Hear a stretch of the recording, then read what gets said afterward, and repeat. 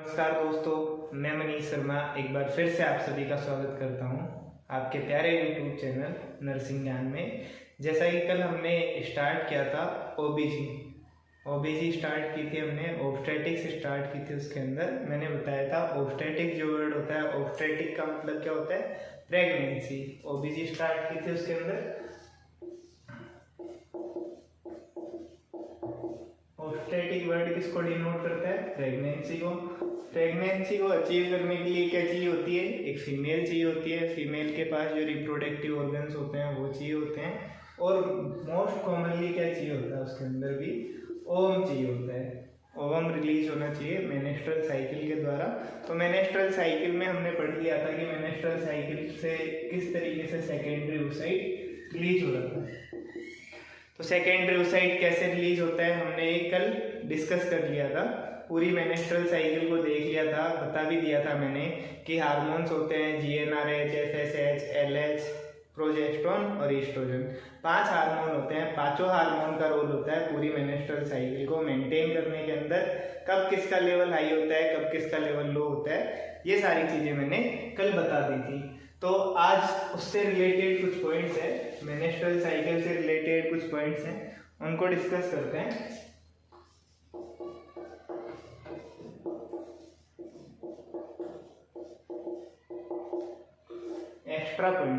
Extra points के अंदर अगर मैं बात करूं तो मेनेस्ट्रल साइकिल से रिलेटेड कुछ एक्स्ट्रा पॉइंट्स हैं मेरे पास, कुछ की पॉइंट्स हैं, वो मैं आपको बताना चाहूंगा। कई बार कॉम्पिटिटिव लेवल के जो एग्जाम्स होते हैं उनमें भी पूछे जाते हैं। और आपने अगर मेनेस्ट्रल साइकिल पढ़ी है तो आपको पता होना चाहिए कि उसके अंदर क्या क्या चीजें होती है, क्या क्या की पॉइंट्स होते हैं। तो इसकी अगर मैं बात करूं तो इसके अंदर क्या होता है? Pre menstrual phase.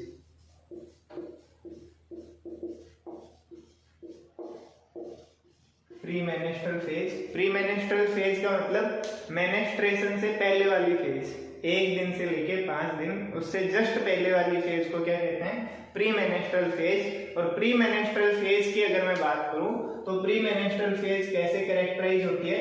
लो hormonal level. Pre menstrual phase के अंदर अगर मैं बात करूं तो कैसा हार्मोनल लेवल देखने को मिलेगा? लो हार्मोनल लेवल देखने को मिलेगा। हार्मोन्स का लेवल कैसा होगा प्री मेनेस्ट्रल फेज में? लो होगा। अगर आपसे कोई पूछे प्री मेनेस्ट्रल फेज में हार्मोन्स का लेवल कैसा होता है? लो हार्मोनल लेवल होता है, क्योंकि मैंने आपको बताया था कि जैसे ही मेनेस्ट्रेशन स्टार्ट होने वाला होता है हार्मोन्स का लेवल डाउन पे चला जाता है, बिल्कुल लो हार्मोनल लेवल हो जाता है, और उसी की वजह से क्या होता है? मेनेस्ट्रेशन स्टार्ट होता है। उसके बाद में बात करें post menstrual phase.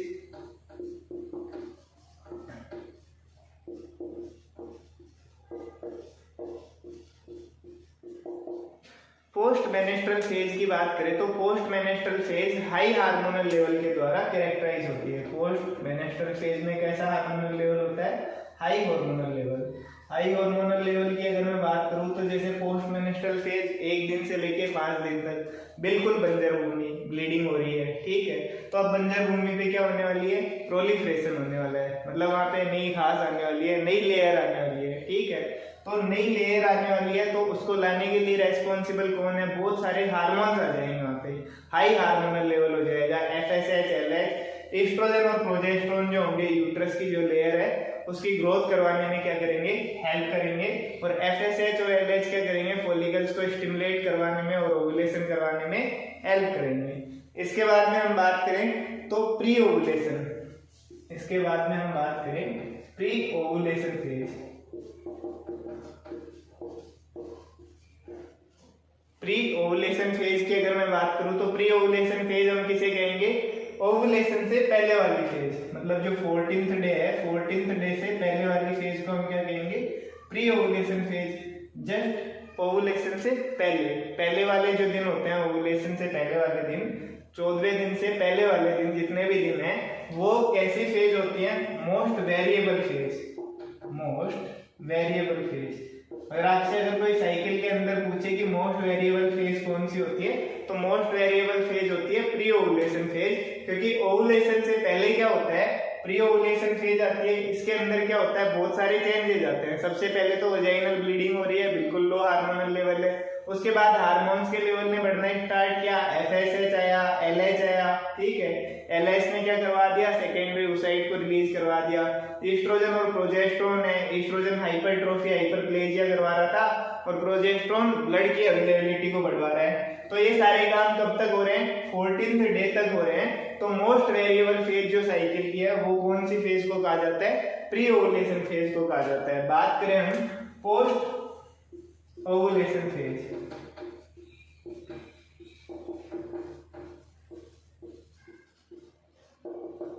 Post ovulation phase की अगर मैं बात करूं तो पोस्ट ओवुलेशन जो फेज होती है ये मोस्ट कांस्टेंट फेज होती है। कैसी फेज होती है, मोस्ट कांस्टेंट फेज।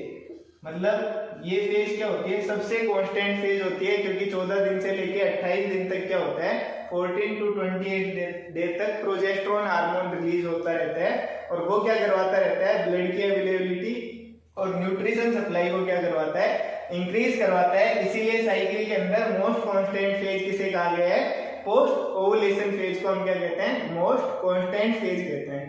तो ये सारी चीजें समझ में आ गई। इसके बाद में अगर मैं बात करूं, इसके स्क्रीनशॉट लेना चाहें तो ले सकते हैं आप, ठीक है। इसके बाद में अगर मैं बात करूं तो इसके बाद में साइकिल के बारे में मैंने बताया था कि नॉर्मल साइकिल कितने दिन की होती है, नॉर्मल साइकिल जो होती है वो 28 दिन की होती है। तो 28 डेज क्या होता है उसका, 28 डेज तो क्या होता है एवरेज टाइम पीरियड। फीमेल की अगर साइकिल की बात करें तो 28 दिन का हम क्या मान के चलते हैं, एवरेज मान के चलते हैं। लेकिन अगर मैं रेंज की बात करूं तो रेंज कितनी होती है, 21 to 35 डेज। नॉर्मल रेंज की बात कर रहे हैं हम, तो नॉर्मल रेंज कितनी होती है, नॉर्मल रेंज 21 दिन से 35 दिन की नॉर्मल रेंज कहा जाता है उसे। अगर इससे कम या ज्यादा हो तब कोई एबनॉर्मलिटी कहा जा सकता है, लेकिन 21 दिन से और 35 दिन तक की साइकिल को भी हम क्या कहते हैं, नॉर्मल रेंज के अंदर इंक्लूड करते हैं। इसके बाद में मैंने बताया था कि ओवुलेशन हम किस तरीके से निकालते हैं कि कौन से दिन होगा। मान लीजिए 30 दिन की साइकिल है तो 30 - 14 डेज, जितने दिन की साइकिल होती है total days of cycle, total days of cycle को हम क्या करते हैं, माइनस कर देते हैं 14 days. Total days of cycle में से हम क्या कर देते हैं, माइनस कर देते हैं 14 डेज को, तो एक्चुअल टाइम पीरियड आ जाता है। जैसे 30 दिन की साइकिल है, माइनस किया 14 डेज, तो 16 डेज क्या होगा, ओवुलेशन।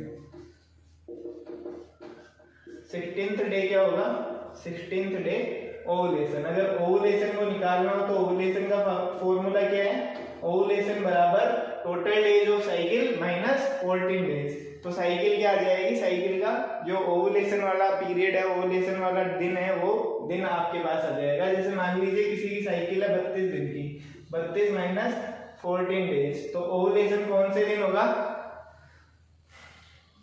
18वें दिन, 18th डे। 18th डे क्या हो जाएगा, ओवुलेशन हो जाएगा। अगर कम की बात करें कि किसी की साइकिल कितने दिन की है, 25 दिन की, तो 25 - 14 डे, तो 11th डे क्या हो जाएगा, ओवुलेशन हो जाएगा। इस तरीके से हम क्या काउंट करते हैं, ओवुलेशन को काउंट करते हैं।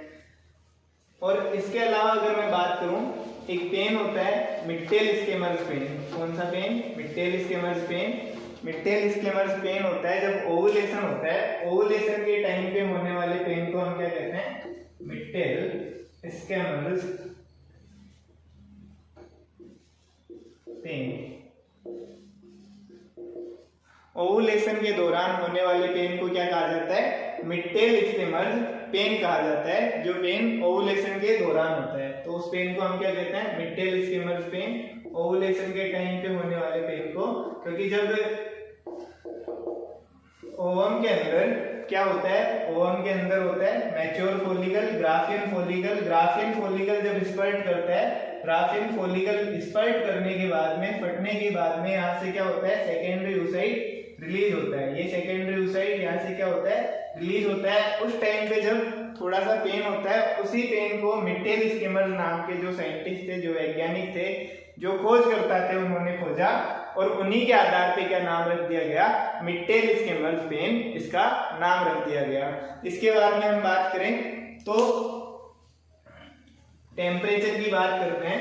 टेम्परेचर जो होता है, जो लास्ट साइकिल की लास्ट जो फेज होती है, उस फेज के अंदर क्या होता है, साइकिल की लास्ट फेज के अंदर प्रोजेस्टेरोन हार्मोन के कारण कांस्टेंट राइज होता है टेम्परेचर के अंदर। टेम्परेचर के अंदर कांस्टेंट राइज देखने को मिलता है, लगभग 1 डिग्री तक राइज देखने को मिलता है। 1 डिग्री सेल्सियस के समथिंग तक क्या होता है, राइज देखने को मिलता है कांस्टेंट टेम्परेचर के अंदर। कौन सी वाली फेज के अंदर? लास्ट वाली जो फेज होती है, लास्ट वाली फेज सिक्रेटरी जो फेज होती है, सिक्रेटरी फेज के अंदर जो कांस्टेंट फेज होती है, सिक्रेटरी फेज के अंदर क्या होता है, टेम्परेचर राइज देखने को मिलता है 1 डिग्री सेल्सियस तक। तो ये ये किसकी वजह से होता है? प्रोजेस्टेरोन हार्मोन की वजह से। किसकी वजह से होता है? प्रोजेस्टेरोन हार्मोन की वजह से राइज देखने को मिलता है टेम्परेचर के अंदर। ये सारे पॉइंट्स थे इससे रिलेटेड, मेंस्ट्रुअल साइकिल से रिलेटेड। इसके अलावा हम जो सर्वाइकल म्यूकस होती है, सर्वाइकल म्यूकस से भी हम क्या कर सकते हैं, पता लगा सकते हैं कि मेंस्ट्रुएशन हुआ है या नहीं हुआ। सर्वाइकल म्यूकस से हम किस तरीके से पता लगा सकते हैं? 2 तरीके के टेस्ट होते हैं। पहला होता है फर्न टेस्ट। फर्न टेस्ट की अगर मैं बात करूं तो फर्न टेस्ट एमनियोटिक फ्लूइड को पता करने के लिए भी किया जाता है कि एमनियोटिक फ्लूइड का लीकेज हो रहा है या नहीं हो रहा। इसके अलावा ओवुलेशन का पता लगाने के अंदर भी फर्न टेस्ट का यूज आता है कि यस ओवुलेशन और नो ओवुलेशन का पता लगाने के लिए, ओवुलेशन हुआ है या नहीं, यस और नो, इसका पता लगाने के लिए भी फर्न टेस्ट का यूज किया जाता है। किस तरीके से यूज किया जाता है? जैसे मान लीजिए फर्न टेस्ट सर्वाइकल म्यूकस, अगर सर्वाइकल म्यूकस थिक है, थिक और थिन, सर्वाइकल म्यूकस अगर थिक है और मोर म्यूकस है तो उस टाइम पे क्या होगा? मोर म्यूकस का मतलब क्या है? ओवुलेशन। थिन है और लेस है तो इसका मतलब क्या होगा? नो ओवुलेशन, मतलब ओवुलेशन होने वाला है, नो ओवुलेशन। अभी तक ओवुलेशन हुआ नहीं है। थिन और लेस अगर सर्वाइकल म्यूकस है तो उस टाइम पे क्या होगा? थिन और लेस सर्वाइकल म्यूकस का मतलब है नो ओवुलेशन, अभी तक ओवुलेशन हुआ नहीं है, ओवुलेशन होने वाला है, मतलब साइकिल का 14 डे अभी तक नहीं आया है। जब थिन म्यूकस देखने को मिले, लेस म्यूकस देखने को मिले, लेस का मतलब है कम क्वांटिटी के अंदर देखने को मिले लेकिन पतला म्यूकस हो, बिल्कुल थिन म्यूकस हो, तो उस टाइम का मतलब क्या है कि अभी तक ओवुलेशन नहीं हुआ है, एस्ट्रोजन हार्मोन की प्रेजेंस है। उसके बाद में अगर थिक म्यूकस या मोर म्यूकस देखने को मिले, इसका मतलब है प्रोजेस्टेरोन हार्मोन आ चुका है, प्रोजेस्टेरोन हार्मोन की प्रेजेंस को इंडिकेट कर रहा है। और ज्यादा म्यूकस है, ज्यादा म्यूकस का मतलब है कि ओवुलेशन हो चुका है। ठीक है, इतना समझ में आया? फर्न टेस्ट से कैसा पता लगाते हैं हम कि सर्वाइकल म्यूकस से हम किस तरीके से पता लगाते हैं कि ओवुलेशन हुआ है या नहीं हुआ। एक बार दोबारा से बता देता हूँ। फर्न टेस्ट के अंदर क्या होता है? सर्वाइकल म्यूकस का हम पता करते हैं इसके द्वारा। इसके अलावा एमनियोटिक फ्लूइड का भी पता किया जाता है, लीकेज का, फर्न टेस्ट के द्वारा। यहाँ पे हम ओवुलेशन के बारे में पता कर रहे हैं कि ओवुलेशन हुआ है या नहीं हुआ सर्वाइकल म्यूकस के द्वारा। तो अगर सर्वाइकल म्यूकस आपको थिन देखने को मिले, पतला देखने को मिले और लेस देखने को मिले, उसका मतलब है अभी तक ओवुलेशन हुआ नहीं है, होने वाला है, मतलब साइकिल का 14 डे आया नहीं है, आने वाला है। और अगर थिक म्यूकस देखने को मिले और मोर म्यूकस देखने को मिले तो उसका मतलब क्या है? ओवुलेशन हो चुका है, प्रोजेस्टेरोन हार्मोन की प्रेजेंस को क्या कर रहा है? इंडिकेट कर रहा है। इसके अलावा एक टेस्ट और होता है स्पिन बारकेट टेस्ट, उसके बारे में बात करते हैं हम। स्पिन बारकेट टेस्ट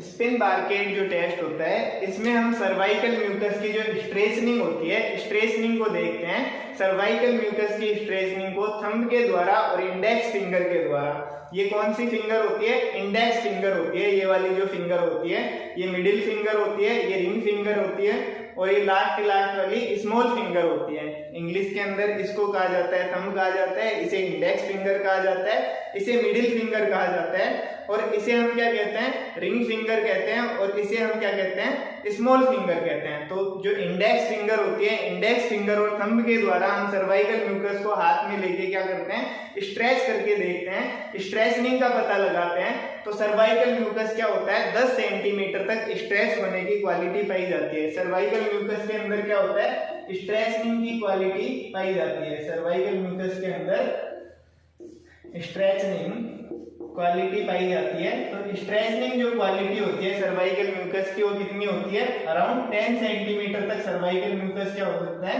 स्ट्रेच हो सकता है। ये 10 सेंटीमीटर तक जो स्ट्रेच हो रहा है, ये स्ट्रेच होना इसका बताता है। मान लीजिए साइकिल में अभी 1 से लेके 5 दिन चल रहे हैं, ठीक है, साइकिल की फर्स्ट फेज है, उस फेज में क्या होगा कि लगभग सर्वाइकल म्यूकस ना के बराबर होगा, ठीक है, सर्वाइकल म्यूकस ना के बराबर होगा, स्ट्रेचनिंग नहीं होगी। इसके अलावा बात करूं कि साइकिल के अंदर 6 से लेके 14 डेज तक चल रहे हैं, तो उस टाइम पे सर्वाइकल म्यूकस क्या होने लग जाएगा, बिल्कुल पतला, बिल्कुल थिन सर्वाइकल म्यूकस सीक्रेट होगा। और उस म्यूकस के अंदर क्या होगा, स्ट्रेचनिंग की कैपेसिटी पाई जाएगी। अराउंड 7 to 10 डेज क्या होता है, 4 से 5 सेंटीमीटर स्ट्रेचनिंग की कैपेसिटी पाई जाती है। और जैसे जैसे आगे बढ़ते हैं, ओवुलेशन की तरफ बढ़ते हैं, 12 या 13 दिन के समथिंग, तो लगभग 10 सेंटीमीटर तक सर्वाइकल म्यूकस क्या होने लग जाता है, स्ट्रेच होने लग जाता है। इसका मतलब क्या है कि ओवुलेशन होने वाला है, ठीक है, इसका मतलब क्या है, ओवुलेशन होने वाला है, हुआ नहीं है या हो चुका है, ठीक है। 10 सेंटीमीटर जब स्ट्रेच होने वाला होगा, उस दिन क्या होगा, ओवुलेशन हो चुका होगा, या फिर उसी दिन ओवुलेशन हुआ होगा। तो 10 सेंटीमीटर तक जब स्ट्रेच हो रहा है, तब उसका मतलब क्या है कि ओवुलेशन होने वाला है या अब भी हुआ है जस्ट। उसके बाद में क्या होगा कि धीरे धीरे सर्वाइकल म्यूकस जो होगा, उसकी जो क्वालिटी होगी वो थिक होने लग जाएगी, और वो क्या होगा, मतलब फूटने लग जाएगा। जो गाढ़ा पदार्थ होता है वो क्या होता है, ज्यादा मतलब इंडेक्स फिंगर और मिडिल फिंगर के अंदर उसको हम ज्यादा देर तक, ज्यादा दूर तक नहीं खींच के लेके जा सकते, तो वो क्या होगा, टूटने लग जाएगा। उसकी कैपेसिटी क्या हो जाएगी, कम हो जाएगी, क्योंकि वहां पे क्या आ जाएगा, प्रोजेस्टेरोन हार्मोन आ जाएगा। और प्रोजेस्टेरोन हार्मोन की वजह से अभी थोड़ी देर पहले ही मैंने बताया था कि सर्वाइकल म्यूकस क्या हो जाता है, ठीक हो जाता है, ड्राई हो जाता है। तो उस कंडीशन को हम क्या कहते हैं, उसी कंडीशन में क्या हो चुका होता है, ओवुलेशन हो चुका होता है। तो साइकिल को सर्वाइकल म्यूकस के द्वारा भी हम पता कर सकते हैं कि कब ओवुलेशन हुआ है, कब ओवुलेशन नहीं हुआ। जब जो ये म्यूकस होता है, म्यूकस क्या करता है, म्यूकस वजाइना को जाके ल्यूब्रिकेट करने का भी काम करता है। तो उस टाइम पे जो सेक्सुअल इंटरकोर्स होता है वो भी इजी होता है। जब मतलब फीमेल को क्या होना होता है, फर्टाइल होना होता है, जब ओवुलेशन आता है उस टाइम पे क्या होता है, वजाइना जो होती है वो सेक्सुअल इंटरकोर्स के लिए फेवरेबल हो जाती है और इजीली सेक्सुअल इंटरकोर्स हो पाता है, क्योंकि अभी ओवुलेशन होने वाला है। और जो सेकेंडरी ओसाइट है उसको क्या चाहिए, स्पर्म चाहिए। जो यूट्रस है, जो मतलब सेकेंडरी ओसाइट को स्पर्म चाहिए। तो सारी चीजों को क्या बना देता है, वो फेवरेबल एनवायरनमेंट क्रिएट कर देता है। और जब उसके बाद में ओवुलेशन हो जाता है और तब स्पर्म की अवेलेबिलिटी नहीं होती, उस टाइम में धीरे धीरे क्या होने लग जाता है, सेक्सुअल इंटरकोर्स क्या होने लग जाता है, उसमें धीरे धीरे प्रॉब्लम्स आने लग जाती है, क्योंकि सर्वाइकल म्यूकस क्या नहीं होता है, बहुत कम होता है या फिर बहुत थिक होता है, ड्राइनेस हो जाती है वजाइना की। तो इसी वजह से ये सारी चीजें होती हैं। मुझे लगता है आप सभी को समझ में आ गया होगा।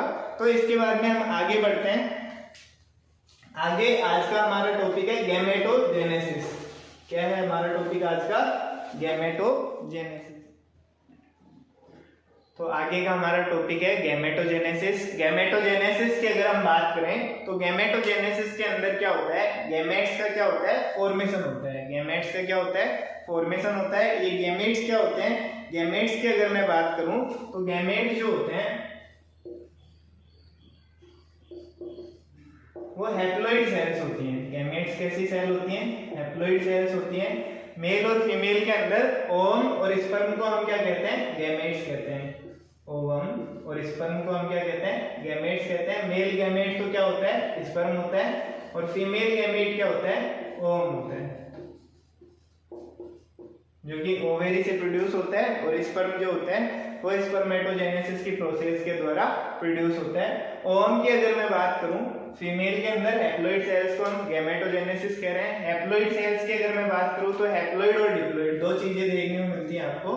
कई बार मतलब आप कंफ्यूज हो जाते होंगे हैप्लॉइड और डिप्लॉइड को सुन के कि सर ये एन और 2n ये क्या है, पता नहीं, समझ में नहीं आता कि कैसे एन कर दिया, कैसे 2n कर दिया। इसको हिंदी में कहते हैं अगुणित, इसको कहते हैं द्विगुणित, ठीक है।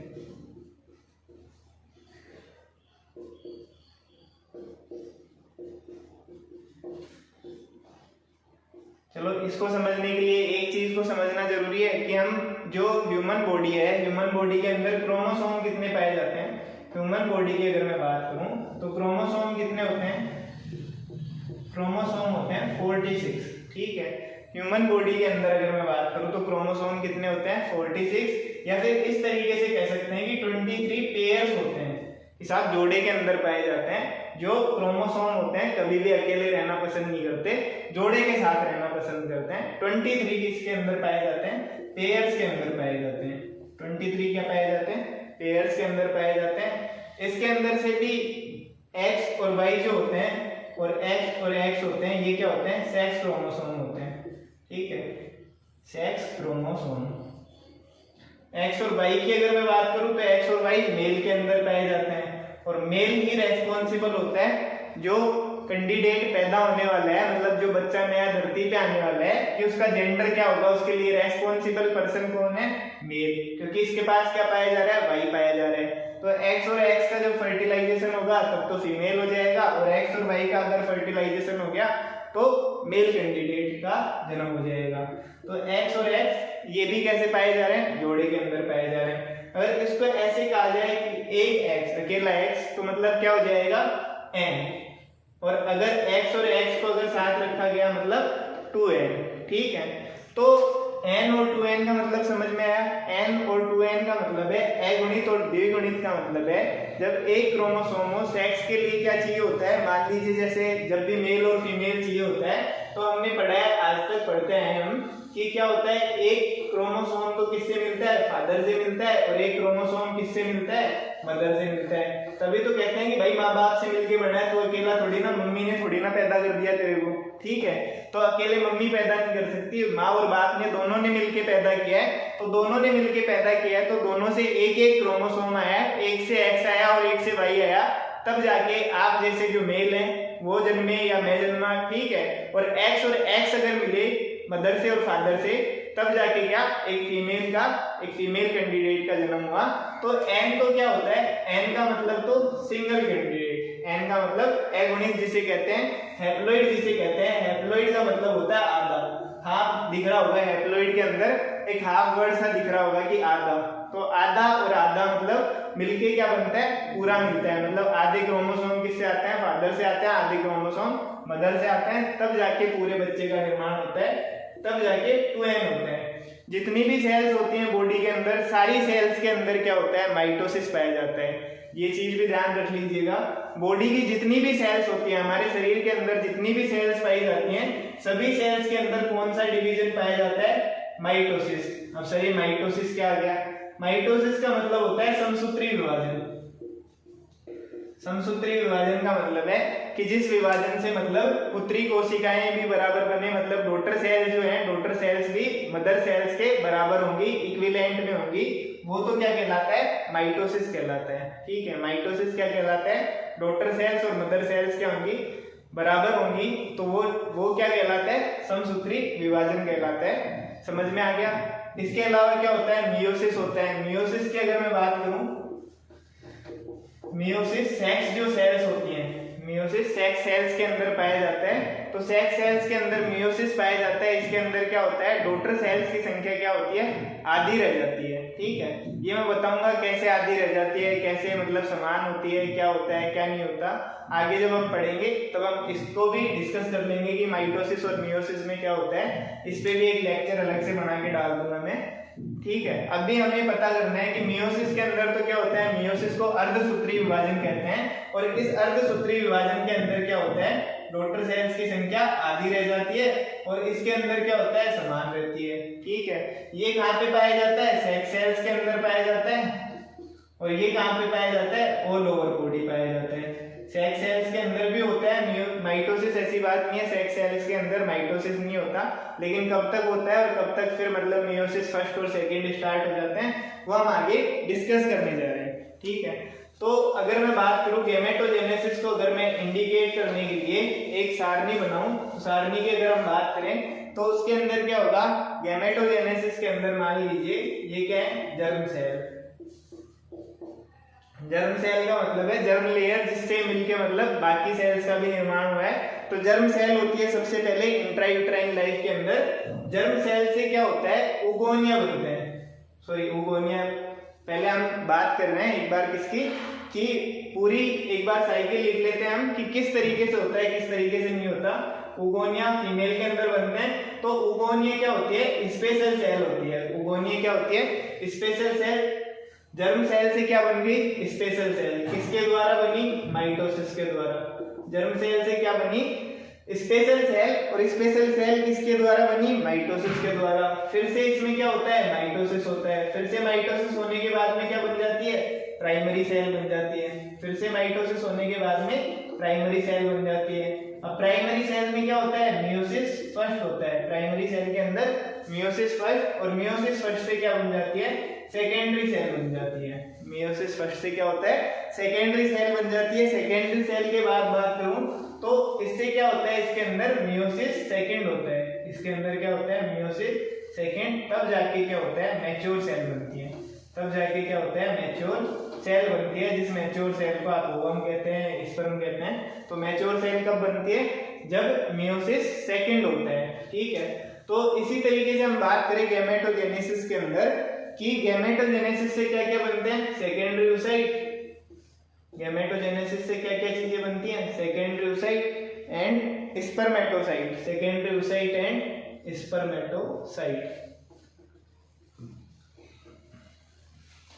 गैमेटोजेनेसिस से क्या क्या चीजें बनती हैं, सेकेंडरी oocyte बनता है और स्पर्मेटोसाइट बनता है। जब भी दोनों बनेंगे तो प्रोसेस क्या होगी, सेम होगी। जर्म सेल होगी, जर्म सेल के अंदर क्या होगा, माइटोसिस होगा। माइटोसिस होने के बाद में कौन सी सेल बनेगी, स्पेशल सेल। स्पेशल सेल के अंदर भी क्या होगा, माइटोसिस होगा। उस माइटोसिस से क्या होगा, प्राइमरी सेल बनेगी। प्राइमरी सेल के अंदर क्या होगा, मियोसिस फर्स्ट। मियोसिस फर्स्ट मतलब अर्धसूत्रीय विभाजन फर्स्ट होगा, उसके बाद में सेकेंडरी सेल, और उसके बाद में मियोसिस सेकेंड और मैच्योर सेल। जो हम चाह रहे थे सेकेंडरी oocyte साइकिल के अंदर जो निकालना चाह रहे थे वो भी आ गया, स्पर्म भी आ गया। दोनों का जब मतलब फर्टिलाइजेशन होगा, दोनों आपस में मिलेंगे तो क्या होगा, जाइगोट बन जाएगा। अभी बनता कैसे है ये पता करते हैं हम। oogenesis की प्रोसेस को समझते हैं सबसे पहले।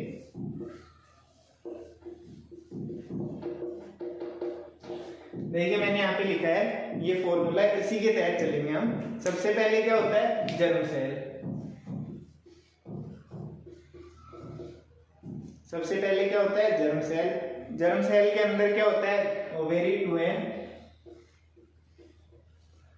2n का मतलब समझ रहे हो, अभी तक क्या है, द्विगुणित है। इसके अंदर क्या होता है, सबसे पहले माइटोसिस। सबसे पहले क्या होता है, इंट्रायूट्राइन लाइफ के अंदर चल रहे हैं हम भी।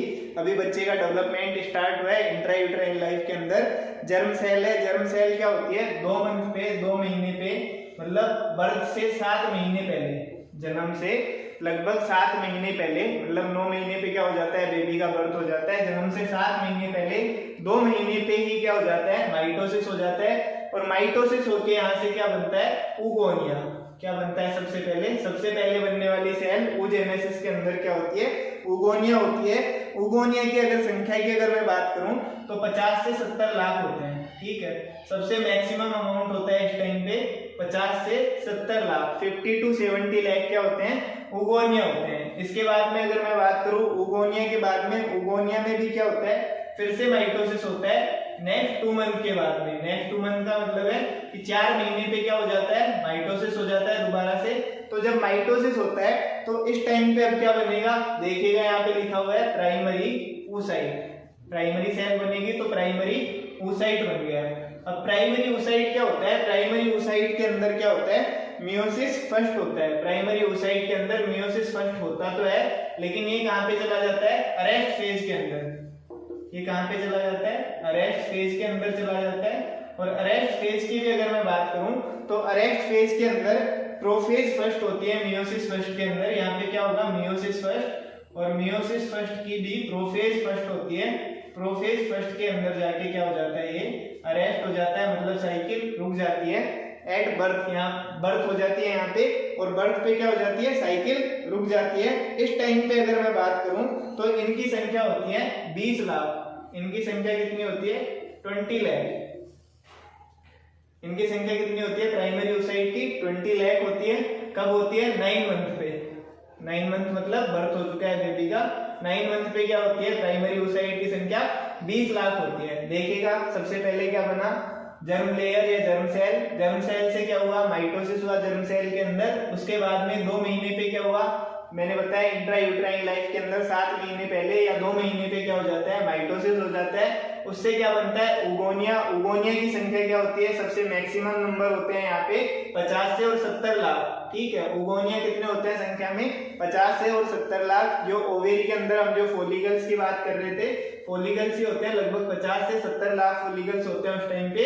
उसके बाद में हम बात करें, फिर से माइटोसिस होता है। माइटोसिस से क्या होता है, 4 मंथ पे माइटोसिस होता है, 2 महीने बाद में। और इनकी संख्या क्या होती है, फिर प्राइमरी oocyte बन जाता है इससे। और प्राइमरी oocyte की जो संख्या होती है वो कितनी होती है, 20 लाख होती है। उसके बाद में ये क्या होता है, अरेस्ट फेज के अंदर चला जाता है। अरेस्ट फेज के अंदर भी प्रोफेज फर्स्ट के अंदर रहता है ये, और प्यूबर्टी तक रहता है। प्यूबर्टी पे जाके क्या होता है, ये जो मियोसिस फर्स्ट होता है, मियोसिस फर्स्ट प्यूबर्टी पे जाके क्या होता है, कंप्लीट होता है प्यूबर्टी पे जाके।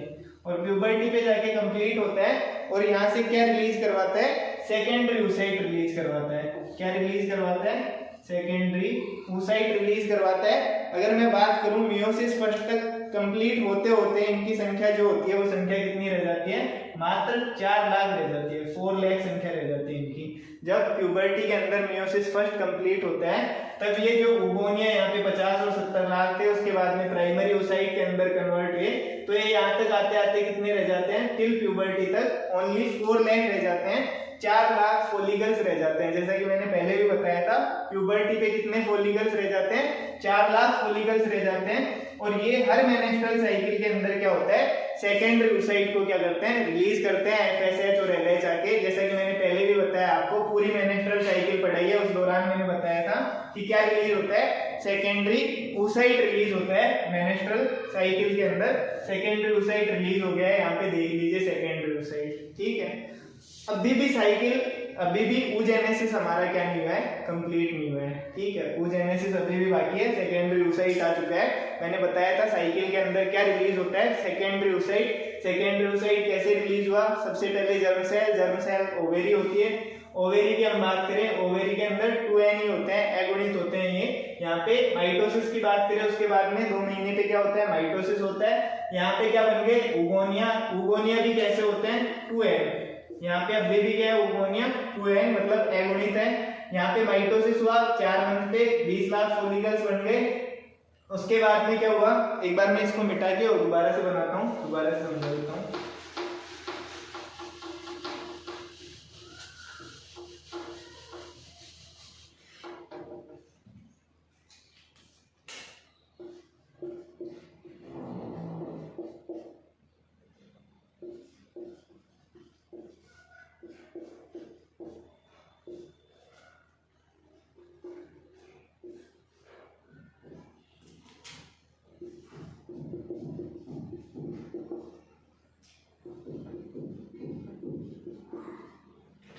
जर्म सेल क्या होती है, ओवेरी होती है। इसके अंदर क्या हुआ, माइटोसिस हुआ। माइटोसिस से क्या बन गया, उगोनिया बन गया। क्या बन गया, उगोनिया।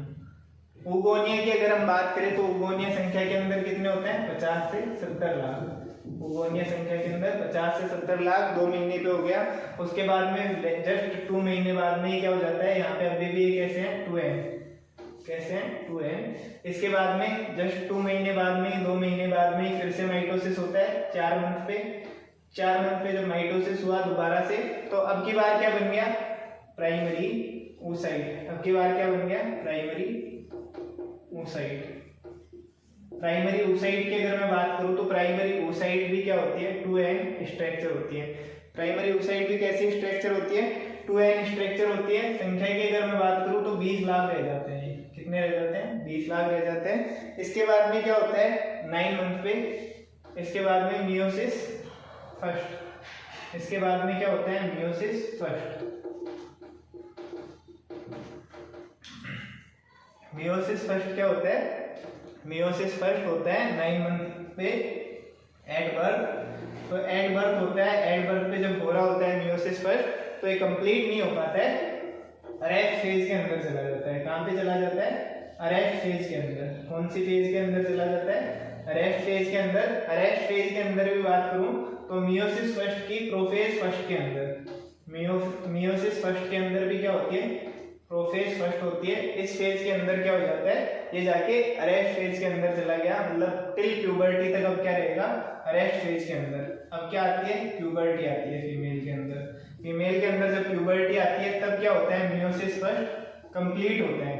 मियोसिस फर्स्ट क्या होता है, कंप्लीट होता है।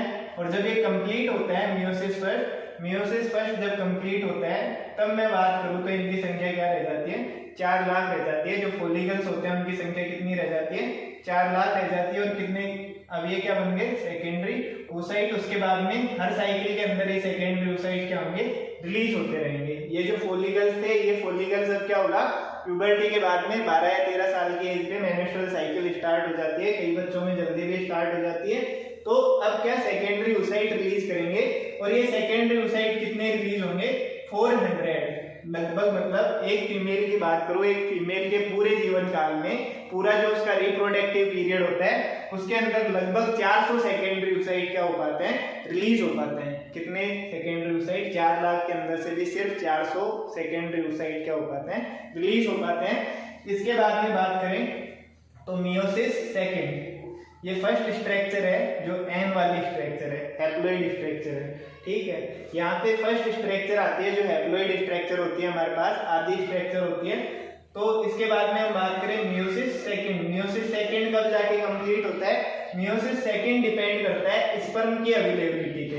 मियोसिस सेकेंड किस पे डिपेंड करता है, स्पर्म की अवेलेबिलिटी पे। अगर स्पर्म है तो मियोसिस सेकेंड होगा, और ये जो सेकेंडरी oocyte है वो किसके अंदर कन्वर्ट होगा, ओवम के अंदर कन्वर्ट होगा। अगर स्पर्म है तो मियोसिस सेकेंड कंप्लीट होगा, और ये जो सेकेंडरी oocyte है ओवम के अंदर कन्वर्ट होगा, अदरवाइज ये ओवम के अंदर कन्वर्ट नहीं होगा, ठीक है।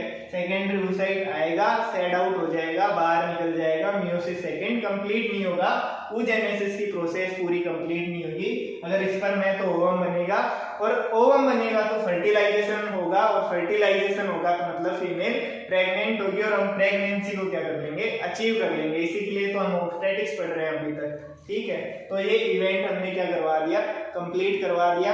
अब बच्चों के मन में डाउट आ रहे होंगे कि सर पोलर बॉडी होती है इसके अंदर, वो तो आपने बताया नहीं, इसका स्क्रीनशॉट ले लेना भाई। बच्चों के अंदर पोलर बॉडी होती है, पोलर बॉडी के बारे में नहीं बताया कि पोलर बॉडी किस तरीके से बनेगी, इसके अंदर पूरे oogenesis प्रोसेस पढ़ा दिया आपने, लेकिन कैसे बनेगी तो वो भी बता देते हैं हम कि किस तरीके से पोलर बॉडी का निर्माण होता है। मान लीजिए ये क्या है, प्राइमरी